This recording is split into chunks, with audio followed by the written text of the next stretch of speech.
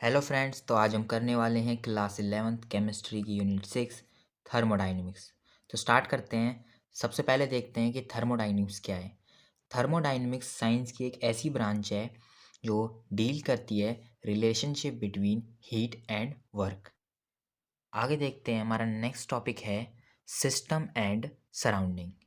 System किसी भी universe का एक ऐसा पार्ट है जिसके अंदर हम सारी ऑब्जर्वेशंस और इन्वेस्टिगेशन करते हैं, और जो सिस्टम को छोड़ के यूनिवर्स में जो भी है उसे हम सराउंडिंग कहते हैं। जैसे कि आप इस डायग्राम में देख सकते हैं कि हमने यहाँ पे एक ग्लास लिया हुआ है, इसके अंदर जो भी चीज़ है वो हमारा एक सिस्टम है, और उसके आसपास बाहर जो भी सारी चीज़ें हैं वो सराउंडिंग है।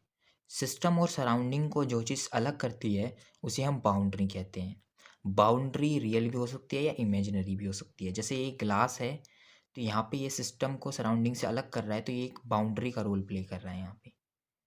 नेक्स्ट टॉपिक है टाइप ऑफ सिस्टम्स। तो सिस्टम्स थ्री टाइप्स के होते हैं। तो पहला है ओपन सिस्टम। ओपन सिस्टम के अंदर क्या होता है कि हम यहाँ एनर्जी और मैटर दोनों को ही एक्सचेंज कर सकते हैं सराउंडिंग के साथ। जैसे कि एग्जांपल है यहाँ पे हॉट वाटर को अगर हम लेंगे एक ओपन वेसल में, तो वहाँ पे हम वाटर को बाहर सराउंडिंग के साथ भी चेंज कर सकते हैं, और जो हॉट वाटर है वो थोड़ी देर बाद कोल्ड हो जाएगा और उसकी जो हीट है वो सराउंडिंग में ट्रांसफ़र हो जाएगी। और सेकंड है क्लोज सिस्टम। क्लोज सिस्टम के अंदर क्या होता है, हम सिर्फ एनर्जी को एक्सचेंज कर सकते हैं, मैटर को नहीं। जैसे कि ऐसे ही एक एग्जांपल ले लेते हैं, हॉट वाटर को अगर हम एक क्लोज वेसल के अंदर रखें तो वो सिर्फ एनर्जी ही ट्रांसफ़र कर पाएगा, और हम उसको वाटर को बाहर नहीं निकाल सकते क्लोज वेसल से। आगे देखते हैं आइसोलेटेड सिस्टम। आइसोलेटेड सिस्टम के अंदर ना तो हम एनर्जी और ना ही मैटर दोनों को एक्सचेंज नहीं कर सकते। ठीक है, जैसे कि हॉट वाटर अगर हम एक थर्मो फ्लास्क में ले लें जिसके अंदर ना तो हीट बिल्कुल भी बाहर ट्रांसफ़र नहीं हो सकती, और ना ही जो है वाटर वो ट्रांसफ़र हो सकता है। आगे देखते हैं सिस्टम्स के टाइप देखते हैं on the basis of number of particle. ठीक है, पार्टिकल के बेसिस पे देखा जाए तो सिस्टम दो तरह के होते हैं, macroscopic system and microscopic system and macroscopic system. Microscopic system के अंदर few number of particles present होते हैं, जबकि मैक्रोस्कोपिक सिस्टम के अंदर large number of particle present होते हैं। मैक्रोस्कोपिक सिस्टम की प्रॉपर्टीज़ को हम मैक्रोस्कोपिक प्रॉपर्टीज़ कहते हैं। तो मैक्रोस्कोपिक प्रॉपर्टीज़ दो तरह की होती हैं, एक एक्सटेंसिव प्रॉपर्टी और दूसरी इंटेंसिव प्रॉपर्टी। एक्सटेंसिव प्रॉपर्टी क्या है कि डिपेंड करती है अमाउंट ऑफ मैटर जो भी सिस्टम के अंदर प्रेजेंट है। ठीक है, ये प्रॉपर्टी चेंज हो जाती है जब हम सिस्टम को डिवाइड कर देते हैं। जैसे ये कौन कौन सी प्रॉपर्टीज़ होती हैं, volumes, length, height, internal energy, enthalpy, heat capacity, ये सारी एक एक्सटेंसिव प्रॉपर्टीज़ हैं। अब इंटेंसिव प्रॉपर्टीज़ को देखते हैं। ये प्रॉपर्टीज़ इंडिपेंडेंट होती हैं अमाउंट ऑफ मैटर की, जो भी सिस्टम के अंदर प्रेजेंट होता है मीन्स ये सिस्टम के मैटर पे डिपेंड नहीं करती, और ये चेंज नहीं होती जब सिस्टम डिवाइड होता है। तो ये प्रॉपर्टीज़ हैं temperature, pressure, density, refractive index, molar heat capacity और सरफेस टेंशन। नेक्स्ट हमारे पास topic state and path function. तो स्टेट फंक्शन क्या है उसे देखते हैं। कोई भी फंक्शन या प्रॉपर्टी जो डिपेंड करती है सिर्फ इनिशियल और फाइनल स्टेट पे किसी भी सिस्टम की, ठीक है, वो उसके पाथ फॉलो पे डिपेंड नहीं करती, तो उसे हम स्टेट फंक्शन कहते हैं। स्टेट फंक्शन के एग्जांपल हैं temperature, pressure, volume and energy. Next है पाथ फंक्शन।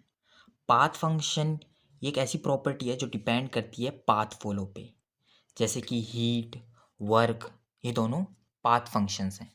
नेक्स्ट टॉपिक है थर्मोडायनेमिक प्रोसेस। अगर किसी भी सिस्टम का स्टेट चेंज हो जाए इट मीन्स वो एक थर्मोडायनेमिक प्रोसेस है। थर्मोडायनेमिक प्रोसेस कई तरीके के होते हैं। तो सबसे पहला थर्मोडायनेमिक प्रोसेस है आइसोथर्मल प्रोसेस। इस प्रोसेस के अंदर जो टेम्परेचर होता है वो कांस्टेंट होता है, टेम्परेचर चेंज, ठीक है, जो चेंज इन टेम्परेचर होगा वो ज़ीरो होगा। नेक्स्ट है आइसोकोरिक प्रोसेस। आइसोकोरिक प्रोसेस के अंदर वॉल्यूम कांस्टेंट होती है, इस प्रोसेस में चेंज इन वॉल्यूम ज़ीरो होती है। नेक्स्ट है आइसोबैरिक प्रोसेस। आइसोबैरिक प्रोसेस में प्रेशर कांस्टेंट रहता है, चेंज इन प्रेशर ज़ीरो होता है। नेक्स्ट प्रोसेस है एडियाबैटिक प्रोसेस। इस प्रोसेस के अंदर हीट एक्सचेंज नहीं होती सिस्टम टू सराउंडिंग, जो चेंज इन हीट होता है वो ज़ीरो होता है। नेक्स्ट प्रोसेस है साइक्लिक प्रोसेस।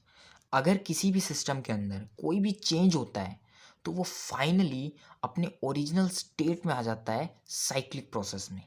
ठीक है, साइक्लिक प्रोसेस में जो चेंज इन एनर्जी होती है वो ज़ीरो होती है और जो एंथैल्पी चेंज होती है वो भी ज़ीरो होती है। नेक्स्ट प्रोसेस है रिवर्सिबल प्रोसेस। इस प्रोसेस के अंदर ये काफ़ी ज़्यादा स्लो प्रोसेस होता है और जितनी भी स्टेप्स इन्वॉल्व होते हैं रिवर्सिबल प्रोसेस में वो सब के सब इक्विलिब्रियम पे होते हैं। नेक्स्ट है इरिवर्सिबल प्रोसेस। इरिवर्सिबल प्रोसेस काफ़ी ज़्यादा फास्ट प्रोसेस है, रैपिड प्रोसेस है। इसके अंदर कोई भी स्टेप इक्विलिब्रियम अटेन नहीं करता। नेक्स्ट टॉपिक है इंटरनल एनर्जी। सभी के अंदर कहीं ना कहीं एक डेफिनेट अमाउंट ऑफ एनर्जी होती है। इस एनर्जी को हम इंटरनल और इंट्रिंसिक एनर्जी कहते हैं। ये एनर्जी सम होती है molecular energies, translation energy, rotational energy, vibrational energy या इलेक्ट्रिकल या न्यूक्लियर एनर्जी और भी कई एनर्जीज का ये एक एक्सटेंसिव प्रॉपर्टी है और स्टेट फंक्शन है। इसकी जो एब्सोल्यूट वैल्यू है उसे हम कैलकुलेट नहीं कर सकते, बट एक्सपेरिमेंटली हम इन चेंज इन इंटरनल एनर्जी को कैलकुलेट कर सकते हैं। इसका फॉर्मूला है del U U two minus U one. U one and U two जो है इनिशियल और फाइनल इंटरनल एनर्जी है। अगर एक्सोथर्मिक प्रोसेस के लिए देखा जाए तो change in internal energy negative होता है, but in endothermic process change in internal energy positive होता है। जो इंटरनल एनर्जी है ये डिपेंड करती है temperature, pressure, volume and quantity of matter पे। टॉपिक है फर्स्ट लॉ ऑफ थर्मोडायनेमिक्स। ये लॉ एग्जैक्टली सेम है law of conservation of energy की तरह। एनर्जी को ना ही तो क्रिएट किया जा सकता है और ना ही डिस्ट्रॉय किया जा सकता है, इसे बस कन्वर्ट किया जा सकता है एक फॉर्म से दूसरी फॉर्म में। इस लॉ की जो रिप्रेजेंटेशन है del U equal to Q plus W है। डेल यू रिप्रेजेंट करता है change in internal energy, Q represent करता है heat added to the system और डब्ल्यू बताता है work added to the system. अब कुछ साइन कन्वेंशंस देख लेते हैं। अगर Q पॉजिटिव गिवन हो तो इसका मतलब ये है कि जो हीट है वो सप्लाई हो रही है सिस्टम को। ठीक है, अगर Q नेगेटिव गिवन हो तो हीट सिस्टम के थ्रू लॉस्ट हो रही है।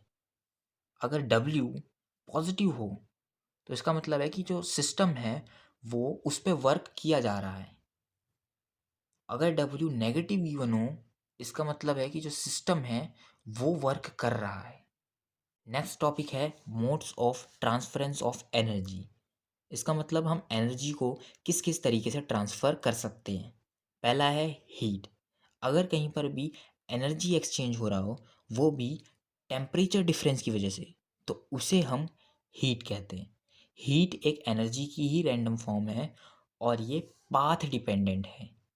हीट की जो यूनिट होती है वो जूल या कैलोरी कह सकते हैं। नेक्स्ट है वर्क। सिस्टम की तरीके से अगर हम वर्क को डिफाइन करें तो अगर हम कोई भी गैसीय सिस्टम लें और उस गैसीय सिस्टम के अंदर प्रेशर डिफरेंस हो सिस्टम और सराउंडिंग के अंदर, तो हम उस समय वर्क को प्रेशर वॉल्यूम वर्क कहेंगे। यहाँ हम इसको रिप्रेजेंट करते हैं WPV से। वर्क जो होते हैं वो दो तरह का वर्क होते हैं, एक्सपेंशन वर्क और non expansion work. Expansion work product होता है pressure and change in volume का। एक्सपेंशन वर्क को हम एक्सप्लेन करते हैं -P डेल वी से। इरिवर्सिबल प्रोसेस के लिए जो एक्सपेंशन वर्क है उसकी वैल्यू सेम होती है -P del V, but reversible process के लिए जो एक्सपेंशन वर्क की वैल्यू है वो होती है -2.303 nRT log V2/V1। Non expansion work product होता है पोटेंशियल डिफरेंस एंड चार्ज का। इसको रिप्रेजेंट करते हैं E इंटू क्यू से। नेक्स्ट टॉपिक है heat capacity of a system. Heat capacity system की हम डिफाइन कर सकते हैं कि कितनी अमाउंट ऑफ हीट रिक्वायर है to raise the temperature of system by 1 degree Celsius. किसी भी सिस्टम के टेम्परेचर को रेज करने के लिए वो भी 1 डिग्री सेल्सियस से। इसको रिप्रेजेंट करते हैं Q equal to C del T से। अगला टॉपिक है स्पेसिफिक हीट कैपेसिटी। ये हीट कैपेसिटी होती है 1 ग्राम ऑफ सब्सटेंस की सिस्टम की। अगला टॉपिक है मोलर हीट कैपेसिटी। ये हीट कैपेसिटी होती है 1 mole of substance of the system. Next है relation between Cp and Cv। Constant volume पे जो हीट कैपेसिटी होती है उसको हम डिनोट करते हैं Cv से, और कांस्टेंट प्रेशर पे हम हीट कैपेसिटी को डिनोट करते हैं Cp से। अभी हमने फॉर्मूला देखा था Q equal to C delta V का। तो यहाँ पे हम इस फॉर्मूले के अंदर दो इक्वेशंस बनाएंगे। पहले हम कांस्टेंट वॉल्यूम से लिखेंगे, फिर हम कांस्टेंट प्रेशर से लिखते हैं, फिर हम इसके अंदर एंथैल्पी का यूज़ करते हैं, एंथैल्पी वाले फॉर्मूले का यूज़ करते हैं, वो भी 1 मोल ऑफ आइडियल गैस के लिए। जब हम इस इक्वेशन को सॉल्व करते हैं तो हमारे पास इक्वेशन आती है Cp minus C V equal to R. ये रिलेशन है Cp एंड Cv के बीच में। नेक्स्ट टॉपिक है एंथैल्पी। किसी भी सिस्टम के अंदर जितना भी हीट कंटेंट प्रेजेंट होता है हम उसे एंथैल्पी कहते हैं। एंथैल्पी सम होता है internal energy and pressure volume energy का। एंथैल्पी को हम डिनोट करते हैं H equal to U plus P V से। ये एक स्टेट फंक्शन है और ये एक एक्सटेंसिव प्रॉपर्टी भी है। जैसे हम एब्सोल्यूट वैल्यू इंटरनल एनर्जी की कैलकुलेट नहीं कर सकते, वैसे ही हम एंथैल्पी की भी एब्सोल्यूट वैल्यू नहीं पता लगा सकते, पर हम इसकी चेंज इन एंथैल्पी को कैलकुलेट कर सकते हैं एक्सपेरिमेंटली, और उसकी वैल्यू हम निकालते हैं H2 माइनस H1 से। जैसे पता है कि H1 हमारी इनिशियल एंथैल्पी होगी और H2 final enthalpy. Exothermic reaction के लिए जो चेंज इन एंथैल्पी होती है वो नेगेटिव होती है, और एंडोथर्मिक रिएक्शन के लिए वो पॉजिटिव होती है। अब रिलेशन देख लेते हैं between enthalpy and internal energy change के बीच में। जैसे हमने अभी फॉर्मूला देखा था H equal to U plus P V का, तो वहाँ पे हम चेंज इन एंथैल्पी का फॉर्मूला लगा सकते हैं del H equal to del U plus P del V. यहाँ पे हम आइडियल गैस इक्वेशन का यूज़ करेंगे P V equal to N R T, और यहाँ पी डेल वी की जगह del N G R T लगाएंगे। यहाँ पे जो डेल एन है ये रिप्रेजेंट करता है कि कितने नंबर ऑफ गैसियस मोल का एक्सचेंज हुआ है। नेक्स्ट है enthalpy change of a reaction enthalpy. इसको हम रिप्रेजेंट करते हैं डेल आर एच से। किसी भी केमिकल रिएक्शन में रिएक्टेंट कन्वर्ट होता है प्रोडक्ट में, उस टाइम जो एंथैल्पी एक्सचेंज होती है केमिकल रिएक्शन में उसे हम रिएक्शन एंथैल्पी कहते हैं। इसे हम डिनोट करते हैं डेल आर एच से। डेल आर एच को इसको रिप्रेजेंट किया जाता है sum of enthalpy of product minus sum of enthalpy of reactant, कि कितनी एंथैल्पी प्रोडक्ट्स में कन्वर्ट हुई और कितनी रिएक्टेंट में है। तो इसको हम इस फॉर्मूले से रिप्रेजेंट करते हैं। नेक्स्ट टॉपिक है स्टैंडर्ड एंथैल्पी ऑफ रिएक्शन। इसको हम रिप्रेजेंट करते हैं डेल आर एच नॉट से।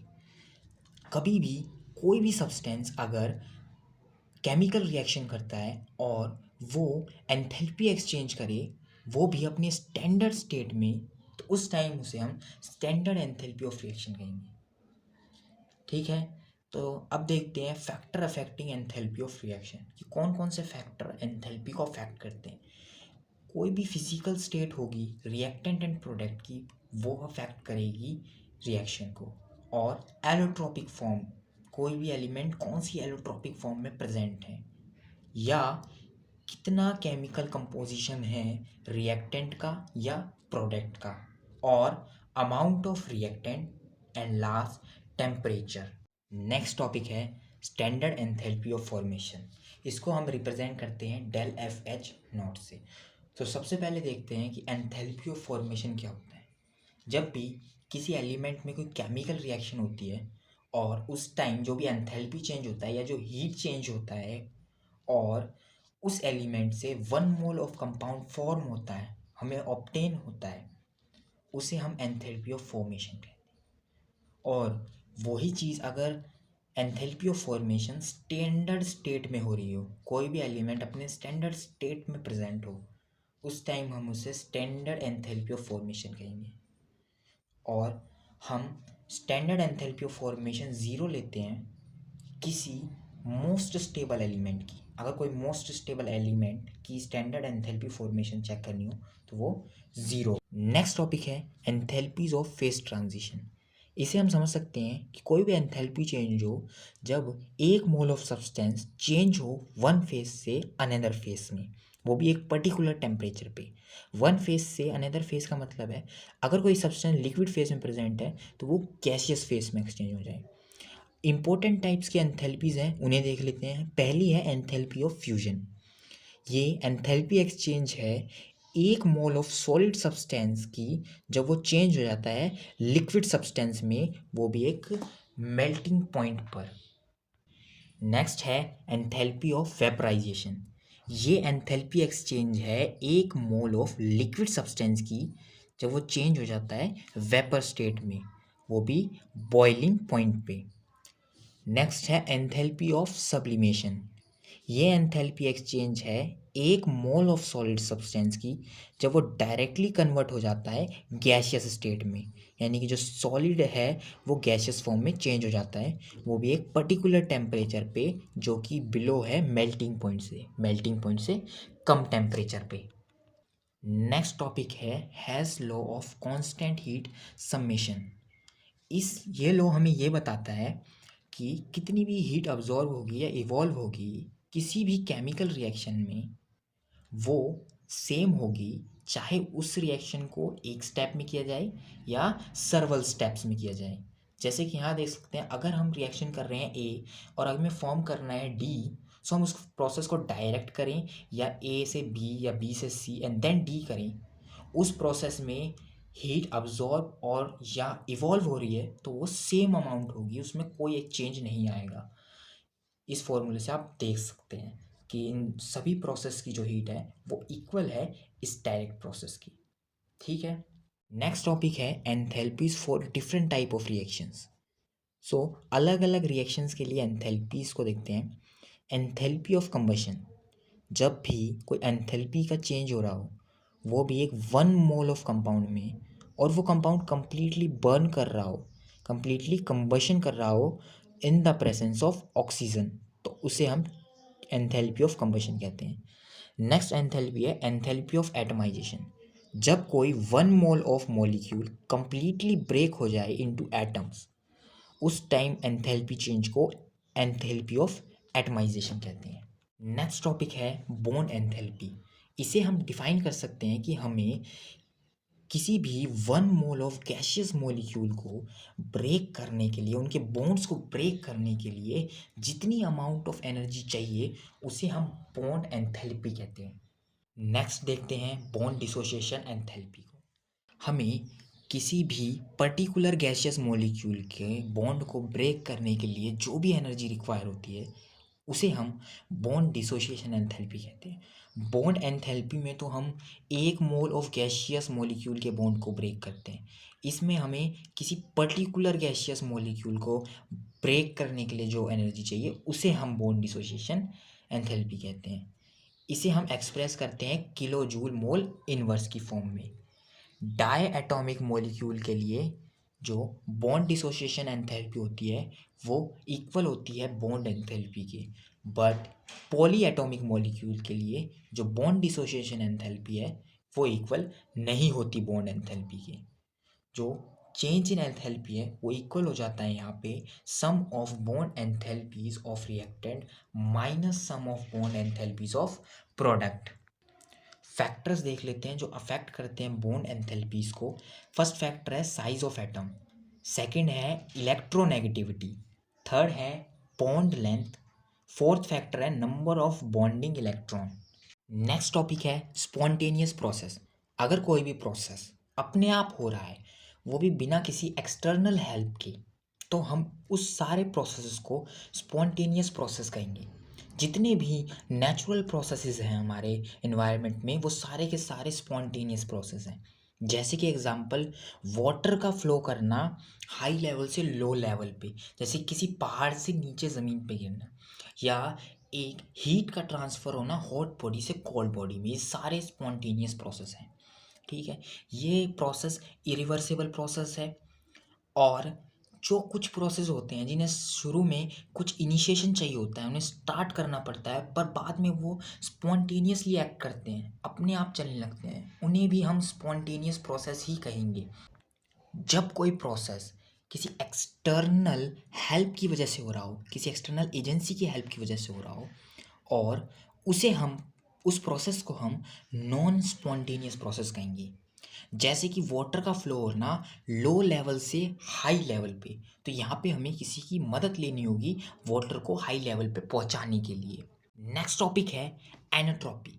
किसी भी सिस्टम के अंदर जितनी भी उस सिस्टम की रैंडमनेस होती है या उस सिस्टम की जो भी डिसऑर्डरनेस होती है, उसे अगर उसका मेजर किया जाए तो उसे हम एनट्रोपी कहते हैं। एनट्रोपी को हम डिनोट करते हैं एस से। ये एक स्टेट फंक्शन है और एक एक्सटेंसिव प्रॉपर्टी है। इसकी जो यूनिट होती हैं वो joule kilo inverse mole inverse है। जो भी चेंज होता है एनट्रोपी में, हम उसको मैथमेटिकली रिप्रेजेंट करते हैं इस फॉर्मूला के through. Del R S not equal to Q reversible by time. यहाँ पे जो ये हीट है ये बताती है कि जो हीट है वो सिस्टम के थ्रू अब्जॉर्ब की जा रही है। नेक्स्ट टॉपिक है एनट्रोपी एंड स्पॉन्टेनिटी। स्पॉन्टेनियस प्रोसेस के लिए जो सिस्टम के अंदर टोटल चेंज इन एनट्रोपी होती है वो ज़ीरो से ग्रेटर देन होती है। अगर हमें रिप्रेजेंट करनी हो total change in entropy system और सराउंडिंग की, तो वो हम इस तरीके से रिप्रेजेंट करेंगे, del S total equal to del S system plus del S surrounding. System और सराउंडिंग की चेंज इन एनट्रोपी को कैलकुलेट करेंगे तो हमें टोटल चेंज इन एनट्रोपी पता चल जाएगी। इक्विलिब्रियम स्टेट पे जो चेंज इन एनट्रोपी होती है वो ज़ीरो होती है, और नॉन स्पॉन्टेनियस प्रोसेस के लिए जो चेंज इन एनट्रोपी होती है वो ज़ीरो से बड़ी होती है। Second law of thermodynamics. Second law of thermodynamics हमें ये बताता है कि जितने भी स्पॉन्टेनियस प्रोसेस या नेचुरल चेंजेस हैं उनकी वजह से यूनिवर्स की जो एनट्रोपी है वो बढ़ती जा रही है, वो ऑलवेज इंक्रीज होती जा रही है। ठीक है, नेक्स्ट टॉपिक है गिब्स एनर्जी। गिब्स एनर्जी को हम रिप्रेजेंट करते हैं जी से। इसको हम डिफाइन कर सकते हैं कि जितनी अमाउंट ऑफ मैक्सिमम एनर्जी है किसी भी सिस्टम के अंदर, उसकी जो मैक्सिमम अमाउंट ऑफ एनर्जी है उसे हम कन्वर्ट कर सकते हैं और यूज़ कर सकते हैं वर्क के लिए। ठीक है, उसकी मैक्सिमम अमाउंट ऑफ एनर्जी को कन्वर्ट करके यूज़फुल वर्क कर सकते हैं तो उसे हम गिब्स एनर्जी कहेंगे। इसको हम डिफाइन करते हैं इक्वेशन से, G equal to H minus T S. और चेंज इन गिब्स एनर्जी को हम एक्सप्लेन करते हैं del G equal to G2 माइनस G1 से। G1 यहाँ इनिशियल एनर्जी है और G2 यहाँ फाइनल गिब्स एनर्जी है। ये एक एक्सटेंसिव प्रॉपर्टी है और स्टेट फंक्शन है। यूनिट जो है गिब्स एनर्जी की उसे हम डिफाइन करते हैं किलो जूल पर मोल। लास्ट टॉपिक है थर्ड लॉ ऑफ थर्मोडाइनमिक्स। ये लॉ हमें ये बताता है कि जो एनट्रोपी है किसी परफेक्ट क्रिस्टलाइन सब्सटेंस की, वो भी एब्सोल्यूट टेम्परेचर पे ज़ीरो होती है। ठीक है, एनट्रोपी किसी भी परफेक्ट क्रिस्टलाइन सॉलिड की ज़ीरो होती है एब्सोल्यूट टेम्परेचर पे। इस लॉ की मदद से हम एब्सोल्यूट एनट्रोपी फाइंड कर सकते हैं किसी भी प्योर सब्सटेंस की। ठीक है, वो भी अलग अलग टेम्परेचर पे। ये लॉ सिर्फ एप्लीकेबल है परफेक्ट क्रिस्टलाइन सब्सटेंसेस के लिए। So friends, thank you for watching. Channel को सब्सक्राइब ज़रूर करना और वीडियो को लाइक ज़रूर करना अगर आपकी वीडियो से थोड़ी सी मदद हुई है।